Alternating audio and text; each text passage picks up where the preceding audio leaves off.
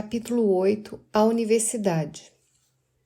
Em um planeta feliz, como já vislumbramos, inexiste a preocupação em ganhar dinheiro para sobreviver, pois a base social não se fundamenta nas relações monetárias. E por esse motivo, cada cidadão se encaminha ao trabalho por contentamento e afinidade própria. Essa saudável estrutura social orgânica que respeita as habilidades humanas, sendo assim mais fluida, sincera e ao mesmo tempo mais eficiente, repercute na estrutura dos cursos universitários. Então, como será a conformação de uma universidade no mundo feliz? Nessa universidade, não se sugere seguir o curso em fase. Não se coage o término das matérias em 6 meses ou 1 ano, nem a finalização do curso em 4, 5 ou 6 anos. Não há sentido em forçar as pessoas a acompanharem ritmos criados por outros e muitas vezes não condizentes com elas. Na estrutura universitária de um planeta feliz, os estudantes de um mesmo curso não necessitam cursar as mesmas matérias, pois isso consistiria numa espécie de massificação, em vista de forçar o enquadramento de alunos dotados de capacidades e ideias diferentes dentro de uma grade curricular. Dessa maneira, inexiste a grade horária obrigatória. Pelo contrário, em um planeta feliz, onde se procura aproveitar as aptidões individuais, o próprio indivíduo, de acordo com seus anseios, escolhe o que deseja aprender. Não se pode forçar as pessoas a realizar algo que não sentem a necessidade de fazer. Por tal motivo, atualmente existe tanta insatisfação em cursar algumas matérias, pois o sistema obriga os alunos a cursá-las. Assim, o sistema é falho e as pessoas o enganam para livrar-se do que consideram um fardo. Aprofundemo-nos paulatinamente no funcionamento da universidade na sociedade em corpo único. Se não há período de duração dos cursos nem grade curricular, quando o cidadão estará formado pronto para iniciar o seu trabalho? Nesse momento, examinaremos questões importantes.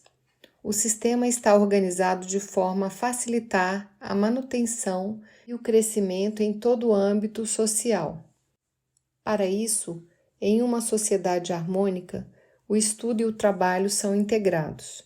O ser humano delongar anos somente estudando sem doar de alguma forma um serviço ao organismo social seria supô-lo como incapaz de uma contribuição qualquer, o que não faz sentido.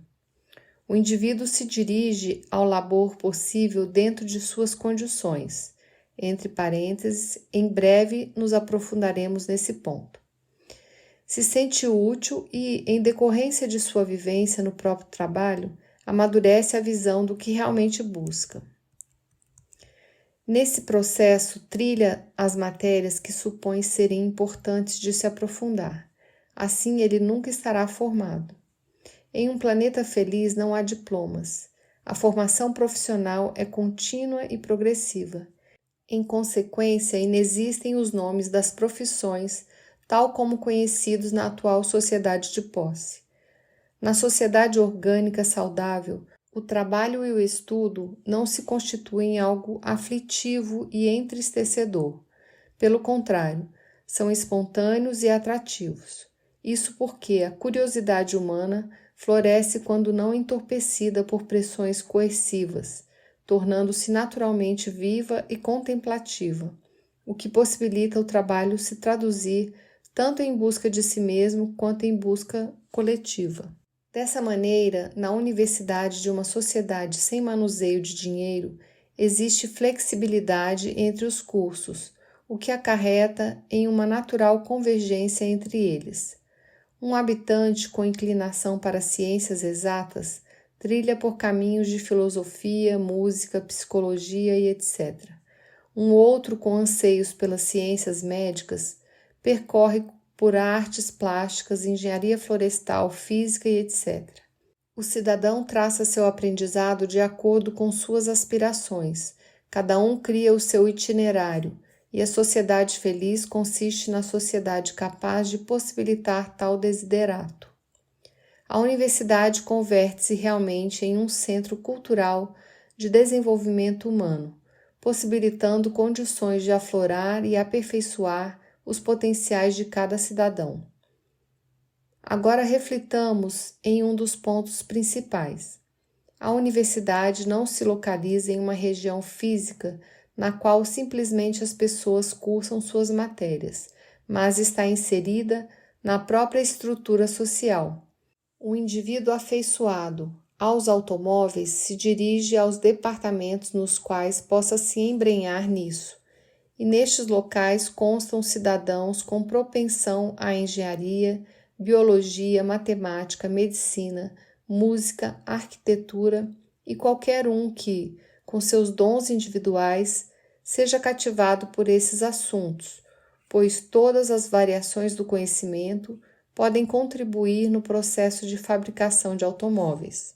Esses departamentos encontram-se em incessante dinamismo, jamais se estagnam e manifestam progressivos entrecruzamentos com outros departamentos, tal como um organismo. Um departamento consiste numa amostra da sociedade global, em virtude de lá se encontrar toda uma diversidade de aptidões em convivência harmônica. E todos os departamentos sociais estruturam-se de modo a serem ambientes de trabalho, de estudo, de aprendizado e de vivência. Dessa forma, os estudos se integram com a prática e esses, ao mesmo tempo, direcionados a benefícios da sociedade. A universidade sofre mudanças estruturais com relação à maneira como hoje a conhecemos. Ela se encontra dissolvida no próprio funcionamento social. Isso não implica que deixarão de existir as instituições físicas semelhantes às presentes universidades. No entanto, em uma sociedade orgânica saudável, a estrutura universitária está além de um local. Acha-se em todo o corpo único social e consiste no próprio centro de aperfeiçoamento do ser humano. Talvez ainda não esteja nítido para o conterrâneo como um cidadão poderá laborar em certas funções se existe tão ampla liberdade curricular. Ou seja, como um habitante com inclinações médicas terá capacidade para operar se ele estiver seguindo por assuntos relacionados a artes plásticas, música, física, ou então um habitante com anseios de construtor, mas que carece de matérias indispensáveis para tal finalidade. Um exemplo talvez auxilie as reflexões nesse sentido. Podemos comparar, sob determinados aspectos, o organismo social sadio com uma estrutura empresarial da presente sociedade.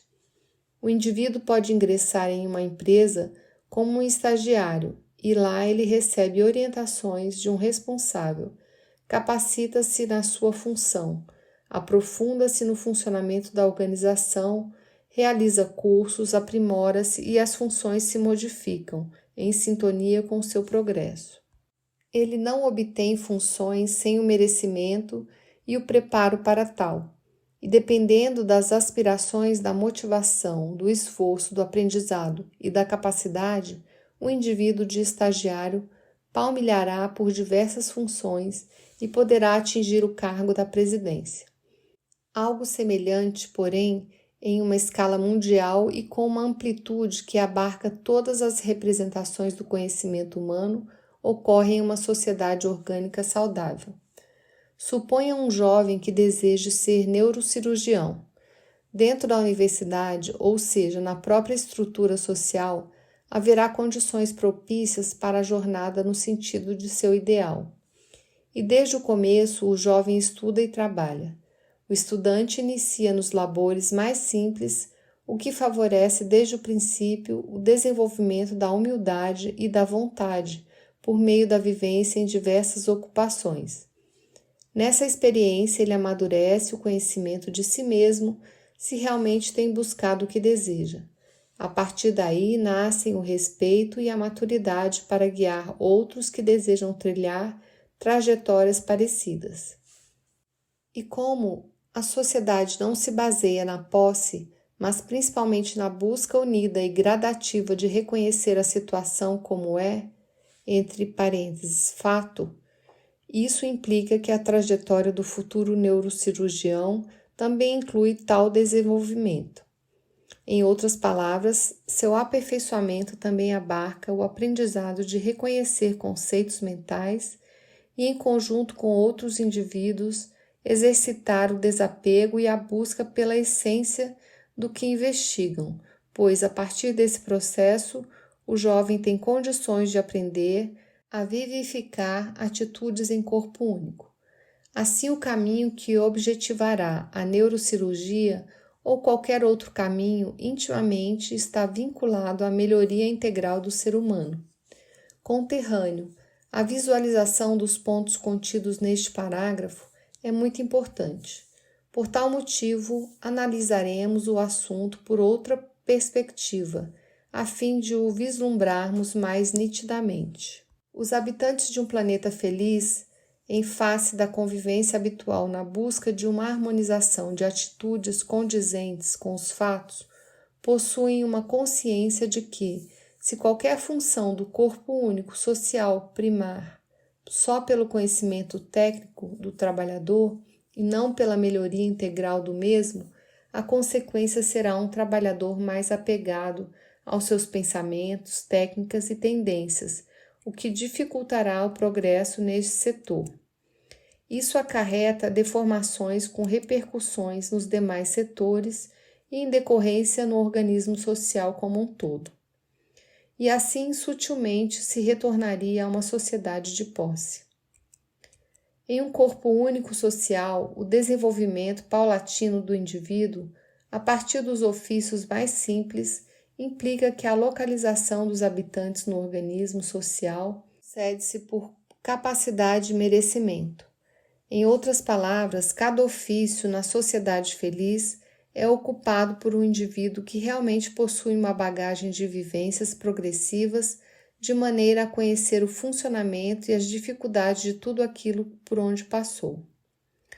Por esse motivo, a função social em que ele momentaneamente se encontra está na medida de seu preparo e mérito. Assim não há favoritismo. Imagine a função de governador em nível planetário.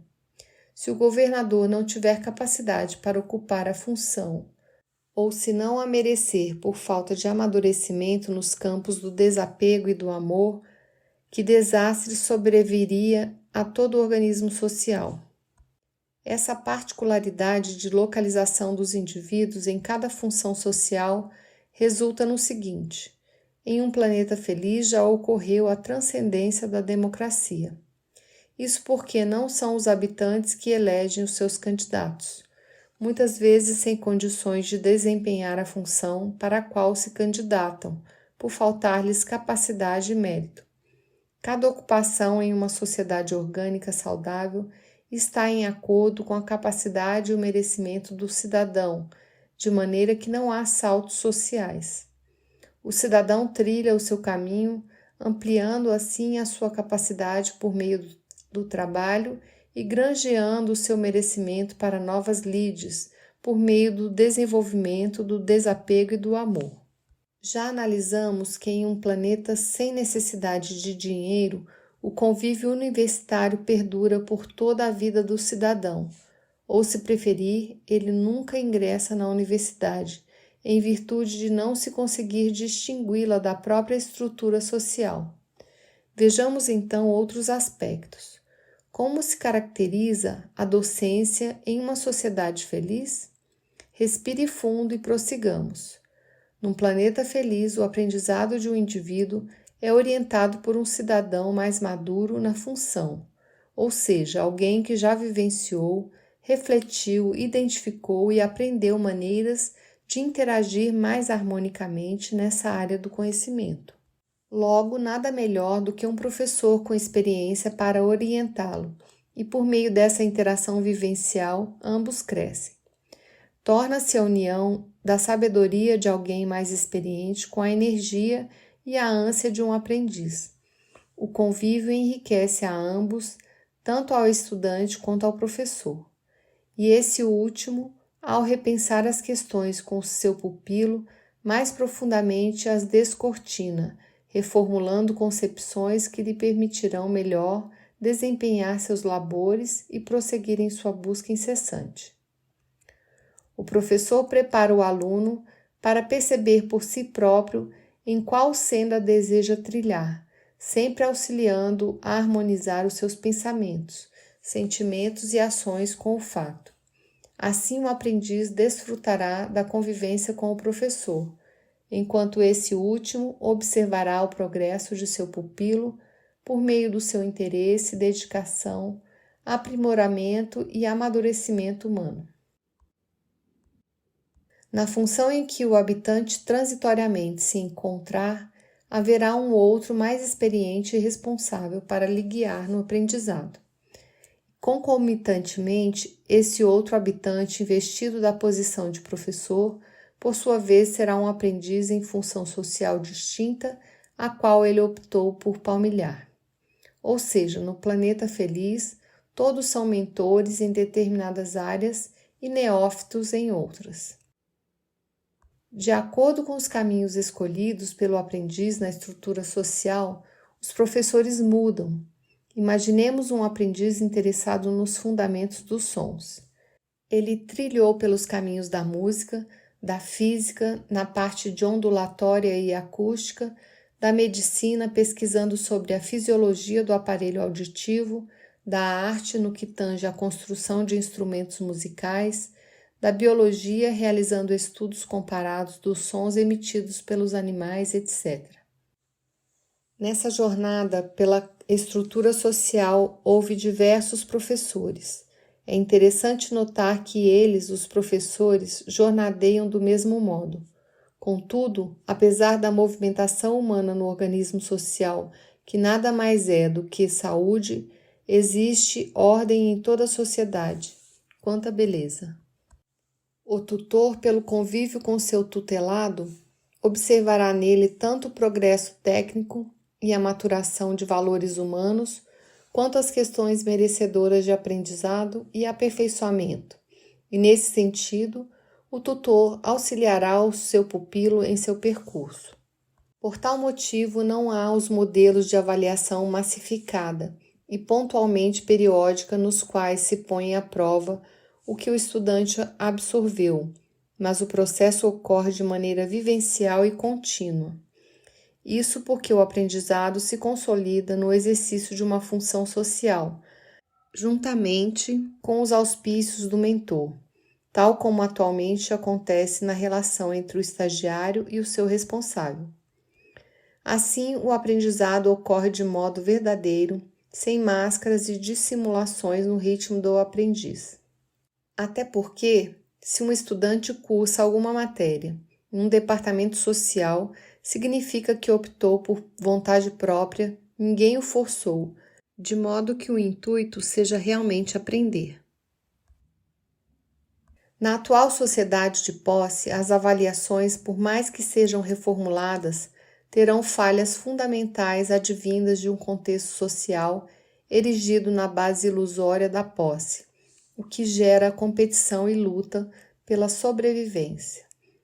Isso não significa que se deveria desistir de tentar melhorar tal situação, visto que as mudanças rumo ao aperfeiçoamento coletivo ocorrem por um incessante processo. No entanto, tenhamos sempre clareza de que para mudanças mais significativas devem ser reformulados os alicerces sociais da humanidade. Investiguemos para compreender as causas mais profundas, pois alterando-as tudo será reconstruído sobre estruturas mais firmes e humanas.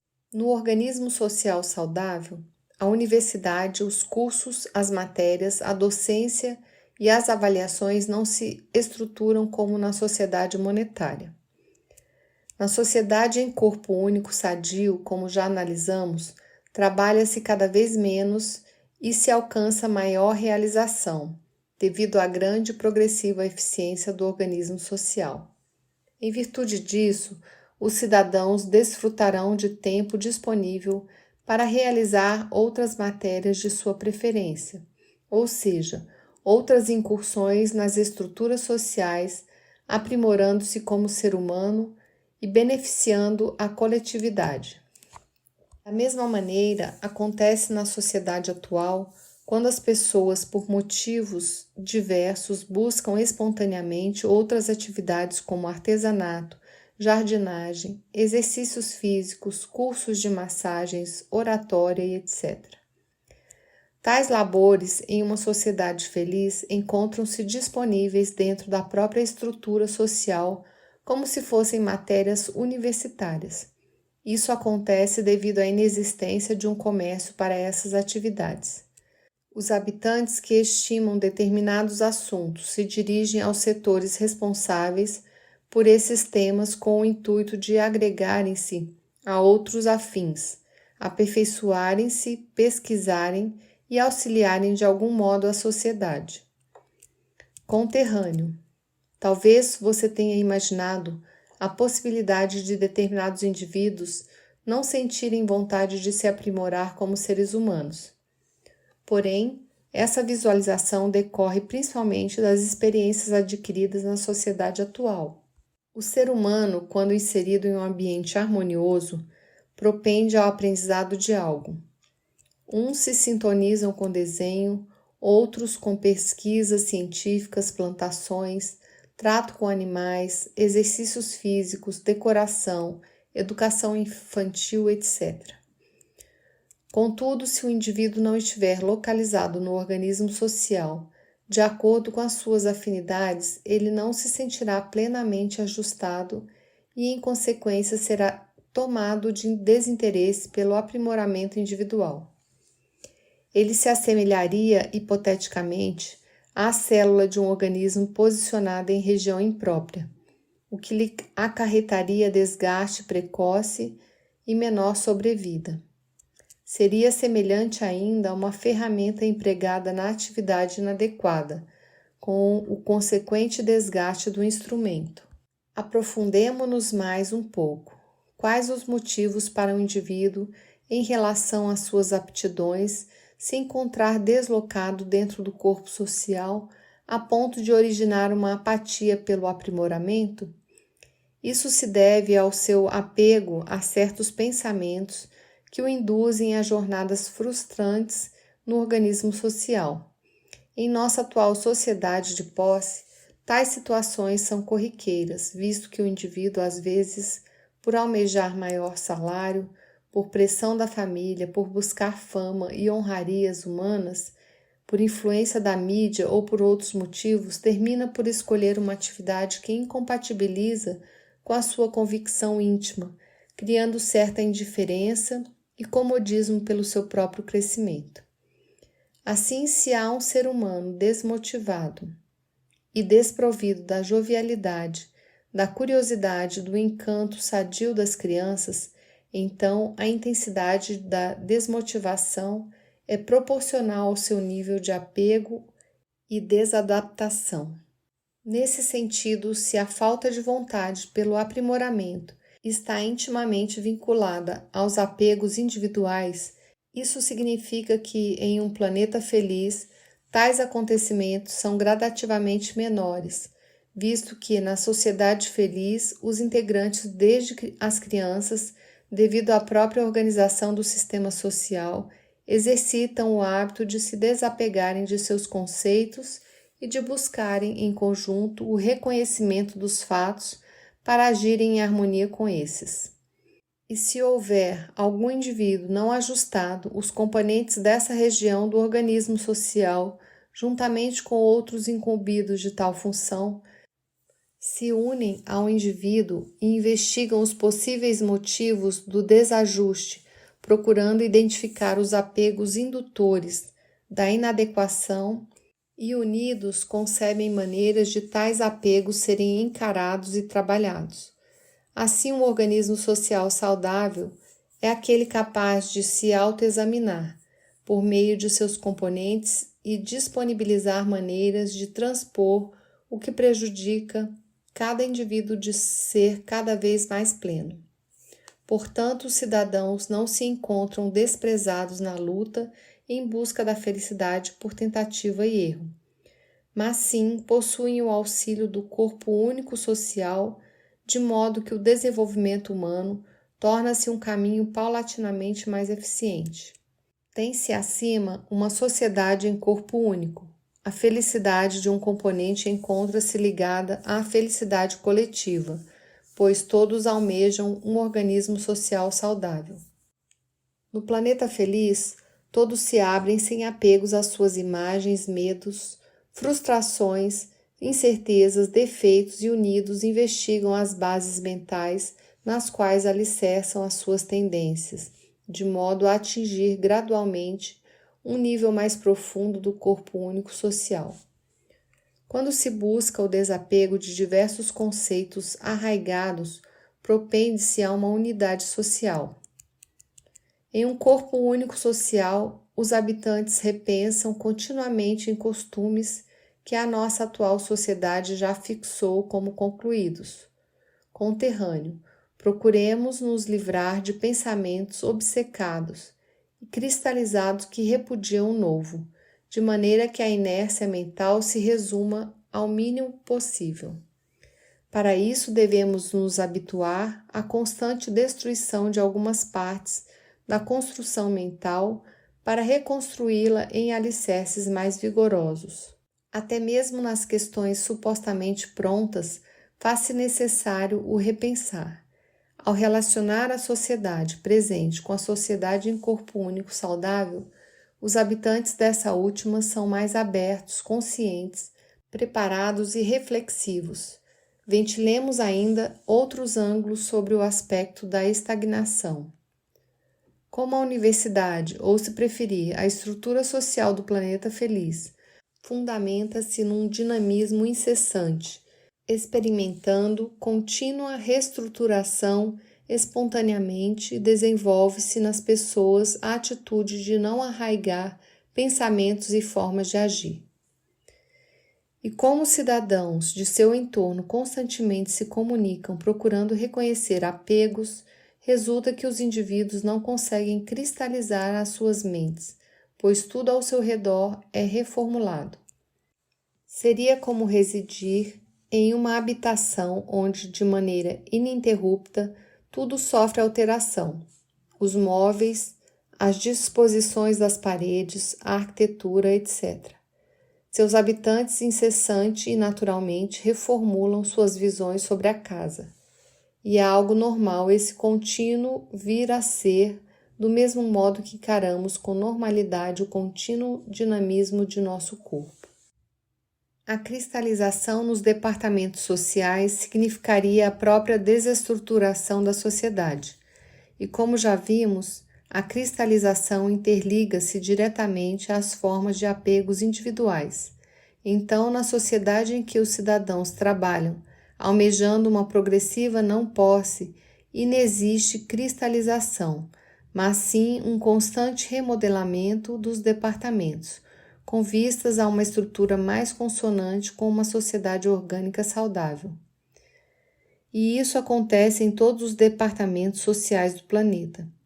Pelos vários motivos apresentados nos últimos parágrafos, deveria cessar qualquer insegurança quanto à estagnação na sociedade feliz. Esta, além de nossa capacidade de compreensão, no momento, o potencial da sociedade, se houver condições propícias para as mentes abertas refletirem e colocarem em prática diversas ideias que os humanos incessantemente concebem ao almejar a realização de uma organização social única, com meta no progresso conjunto. E uma sociedade feliz consiste naquela capaz de viabilizar tais condições. As presentes reflexões representam somente vislumbres introdutórios e os próprios acontecimentos vivenciados na trajetória rumo à construção de uma sociedade feliz nos desvelarão outros ângulos, outros vislumbres, outros obstáculos, pois longo é o percurso, por isso caminhemos sempre trabalhando.